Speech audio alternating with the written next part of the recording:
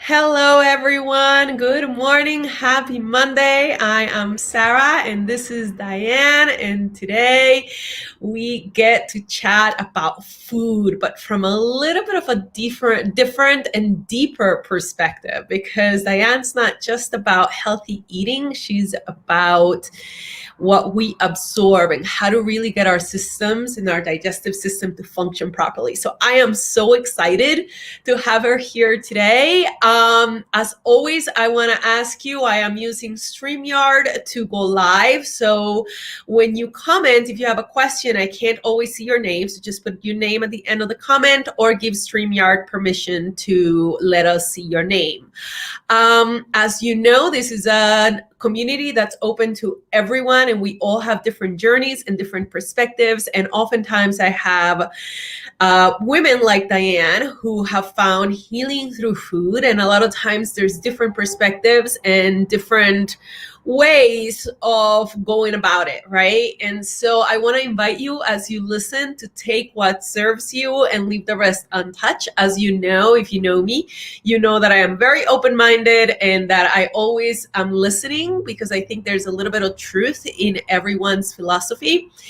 Diane, I have a particular affinity to, because she believes in eating everything pretty much. Like, as long as it doesn't harm you. There's certain things that, of course, are pretty common sense, no junk food. But for the most part, her focus is, if your digestive system, and correct me if I'm wrong, but this is my understanding, is if your digestive system is working properly, you should be able to eat whatever the heck you want, as long as it's healthy, and not have all of these reactions and, allergic and sensitivity reactions to what you eat. So that's in a nutshell what we're talking about today. Thank you for joining, Diane. How are you today? I'm doing good. Thanks, Sarah. So how about we start at the beginning, and you can share with us a little bit of your story. I think it's always helpful if people know who they're talking to, and how did you get into this? Well, I got into it basically on my own healing journey, as many of us do, right? And I was thinking this morning as I was going to talk to you, and I wanted to just share a quick story because when we first met, when you were teaching, many years ago, right? Um, when I was just starting on my yoga journey, we had a conversation one time and I was telling you, okay, I finished my yoga. Now I have to go home and eat. And because I couldn't eat before yoga class because because you can't do yoga on a full stomach. And you said, I like this. Yoga is, the center, and you're changing your whole path, around your yoga. And I did. I had, and it's funny because once one thing starts to change in your life, right, the other things start coming with it, right? So that's what started happening to me, is like, okay, I started doing yoga. Now you got to start to do the nutrition part of it and really start like feeding your body and your system the right way. So when before I started all of that, I had a lot of digestive problems. And that's why my focus now is so on digestion. I, for like 10 years of my life, I was on these acid blocker pills that so many people are on these days. And, they're like 14-day acid blocker pills, and then people are on them for years. I was on them for 10 years. And basically it just stops your digestion so you don't get the heartburn, and it gave me a lot of residual problems. So I had come to a point where I was just having problem after problem and ended up in the hospital because I wasn't able to keep food down. So it was getting real bad. And all I was getting back from doctors were like, okay, take more, take more pills, more, all of this. And I wasn't getting any answers. And it was really frustrating. And I was just sick, And it wasn't until I stumbled across a health coach. literally on Facebook, I was at my wit's end, and I said, okay, let me try this. I found this health coach, and I, um, did a program with her and introduced me to the world of just real food, just leaving behind processed foods and a lot of sugar. And I had results. Now, I wasn't healed, but I had results within like 3 days. And I was just amazed that I had been going to doctors for years and never did anybody talk about nutrition and talk about food, So, Well, can you tell us a little bit about your like big picture philosophy on nutrition? yeah. So,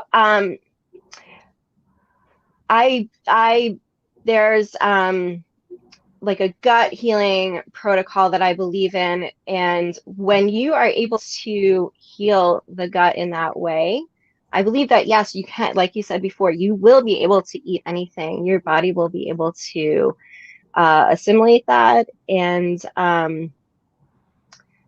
but it takes the work to get there. So there are things in the interim that maybe you have to take out, maybe you have to support your body in a different way. But at the end of that road, like, you'll be okay to eat the things that you want, that serve your body. So from a very practical perspective, let's say that your gut is not functioning properly, your digestion is not functioning properly, you have IBS or simple things like acid reflux or gas or like this heavy feeling after a meal where you don't even want to get up because it feels like you have a rock in your stomach. Like, what are some of the most basic, easy tips that you can share with us that could help us to get our system unstuck? The biggest thing that I see is that we're eating in such a stressed out state and we're eating on the go. So that's two things there. Eating on the go usually means some kind of like processed, packaged thing. If you can eat more foods at home that you're cooking yourself, that's like a huge part of that journey. The second part about eating on the go is that you're eating in a stressed out state and you're not giving your body the chance to just sit with the food, relax, get into that parasympathetic nervous system, which is like your rest and digest mode, that allows your body to just like slow down and use the food and digest it. Okay. And is there any specific foods that are like particularly harmful to our gut? It's very individual. So that's where it comes, that's where like a coach like me would come in to be able to identify that with you. There are a couple of things that are in general give people more trouble than others. Things like dairy, gluten or grains, gluten and or grains, refined sugar and processed foods, and oils that are highly processed usually give people trouble. And like I said, what you would generally do would be taking those foods out of your diet for a certain period of time, seeing how you feel. If those things are those triggers, you'll know it pretty soon. And then you can try to reintroduce them and see how you feel. But in the interim, doing some gut healing work to, just try to heal the gut. And you may find that you are able to actually eat those foods once the gut has been healed a little bit. So, what are some of the foods that you think? I remember one tip that you shared. To this day, I follow it, which is the apple cider vinegar, like little shot, right? Or Yeah. not you dilute it in your water, but you put like a tablespoon of apple cider vinegar. Can you explain to us or give us more tips like that, or explain to us why that one in particular you find so easy and helpful? Yeah, so the apple cider vinegar is still one of my favorite things. I do that every morning. So before I eat anything on an empty stomach, I take a little bit of apple cider vinegar. Sometimes I add like some lemon or ginger to it. And I like it in warm water, so I put it in a little bit of warm water, and I drink that as my first drink of the morning. And then and I want to do that about, at least 20 minutes before I eat my breakfast. And that just gets the digestion going in the morning. So, you have like a digestive fire going on in your stomach, right? And you want that fire to be really roaring when you are getting ready to eat. So you want the digestive juices really flowing. You want to be really relaxed so that the body can get into that rest and digest state. And yeah, you want the fire to be roaring when you're ready to eat, and then when you are done eating, you want that fire to digest your food and then take a break, you know? So yeah, so the apple cider vinegar is definitely a good tip for first thing in the morning. And I keep saying, right, rest and digest mode to just be in a relaxed state. I really like to just say a prayer before I eat, or take, like a 1 minute meditation. And that helps to get you into that relaxed state also. What about how often to eat? Because I've heard a lot of times if you eat continuously throughout the day, then you keep that digestive fire like just tempered a little bit, right? And yet at the same time, I personally prefer that because I feel like my energy levels fluctuate. A lot of times it's because my sugar levels fluctuate. And so I make sure to eat a lot of protein and all of that good stuff we're supposed to be doing, but I still feel like I need a little snack in between meals. What is your thoughts on that? Because a lot of the times people, when they're trying to heal the gut, they go into this, I think they call it intermittent fasting, where you spend, I don't know, like 12 hours or something without any food, which I do at night. But during the day, I like to eat. Right.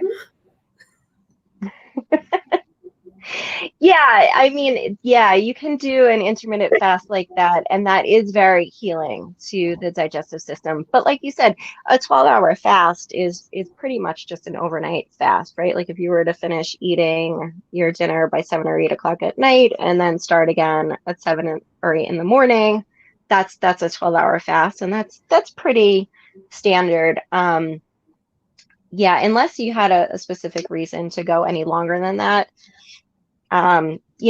If it works for your body, it kind of just depends on what works for your body.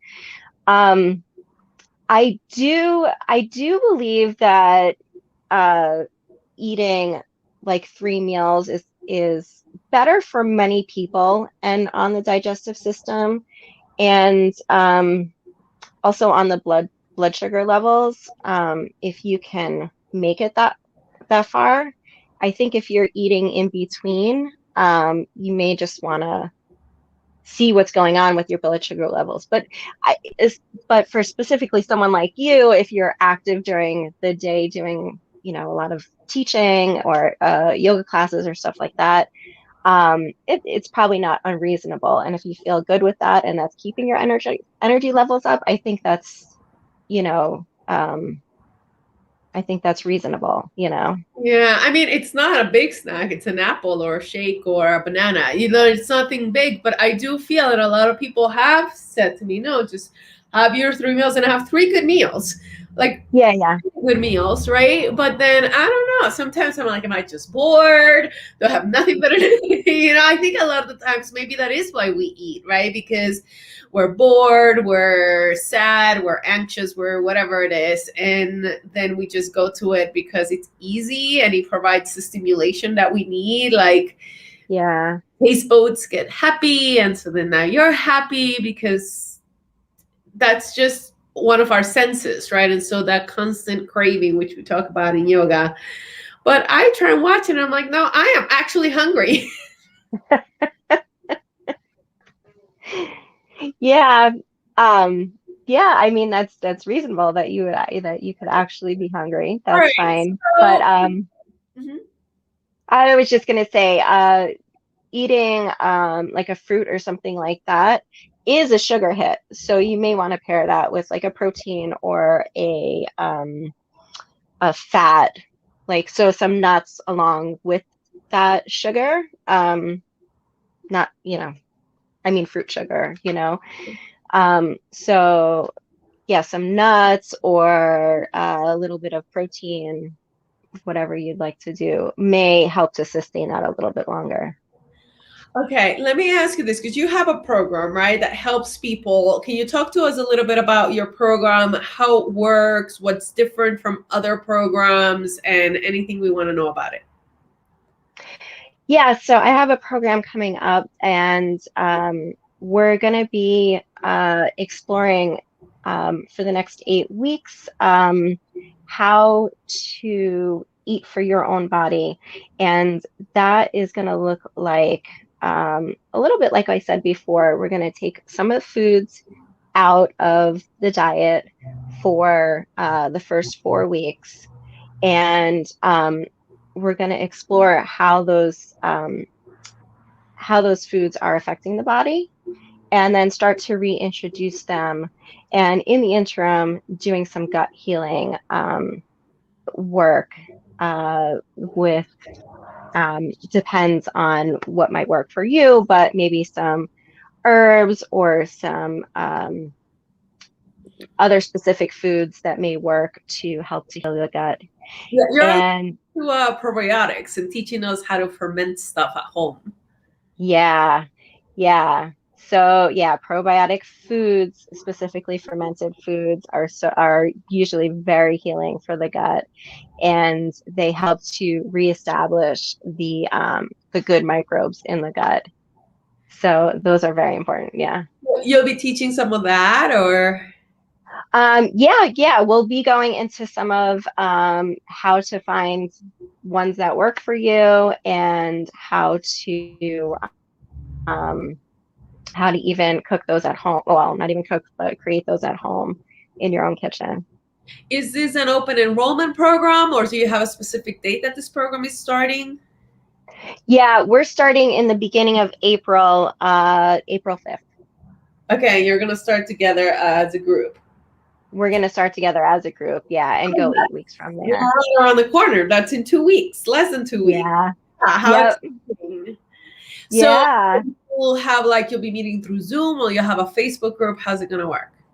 Yeah, we're going to do it all on Facebook. So there's going to be like a Facebook group, and then we'll set up some rooms once a week where we'll be able to, it's like a Zoom type of program where we'll all be able to see each other and have a chat once a week to talk about. I have a text that we'll be reading from, so we'll discuss some of that text together, and talk about how the meal planning is going and how everybody's feeling.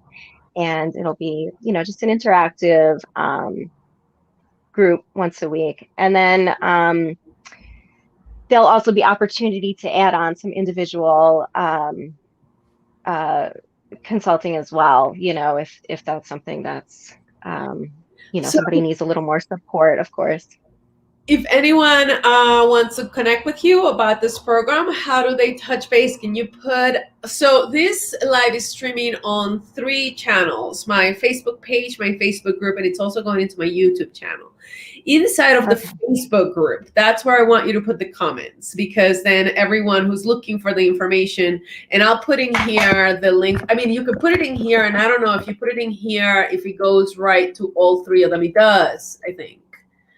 So put it in here, or put it inside of the, so what I did right now is I put the link to my Facebook group in the comments. So if you're looking for Dianne's link, go to my Facebook group, and in that version of this live, that's where you're gonna find the link to her program. Or do you have a website? Isn't it Spinelli's Belly? What is it?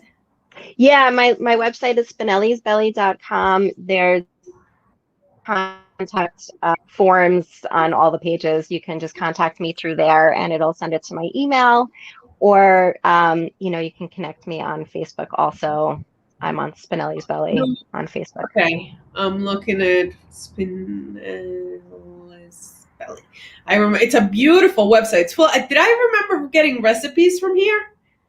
You have Yeah, I have recipes? recipes on there. Yeah, Yep, some really recipes. cool recipes in here. I remember. Yeah, I also have done some blogging that's on there. So if you're interested in more of my opinions, they're all on there. Really good stuff. All right. Yeah. Anything else that you would like to share with us before we log off? Anything in regards to you or tips about eating or about the program?